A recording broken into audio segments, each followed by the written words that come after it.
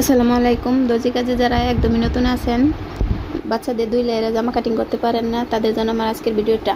তো প্রথমে আমি হাফ বডিটা কাটিং করব। তো হাফ বডি কাটিং করার জন্য আমি এখানে 8 ইঞ্চি পরিমাণ লম্বা নিছি এবং গলার চওড়াটা নিছি আমি 2 ইঞ্চি পরিমাণ এবং শোল্ডার নিছি 4.5 ইঞ্চি পরিমাণ। জামার বডিটা হবে 24 ইঞ্চি পরিমাণ এবং 1 ইঞ্চি নিছি এক্সট্রা সেলাই মার্জিনের জন্য। কোমরটা নিছি আমি 23 ইঞ্চি পরিমাণ। তো এখানে আমি জামার লম্বাটা মোট থাকবে 17 থেকে 18 ইঞ্চি পরিমাণ, তাই লম্বা অনুযায়ী আমি এই পার্টগুলো কাটিং করে নিচ্ছি। এই পার্টগুলো আমি 8 ইঞ্চি পরিমাণ নিয়ে কাটিং করছি। তো এখন আমি হাতাটা কাটিং করব। তো হাতাটা কাটিং করার জন্য 4 ভাঁজে কাপড়টাকে ভাঁজ দিয়ে নিছি। হাতার লম্বাটা আমি এখানে রাখছি 9 ইঞ্চি পরিমাণ এবং হাতার মোহরটা নিছি 3.5 ইঞ্চি পরিমাণ। তো আর মহলের জন্য নিছি 6 ইঞ্চি পরিমাণ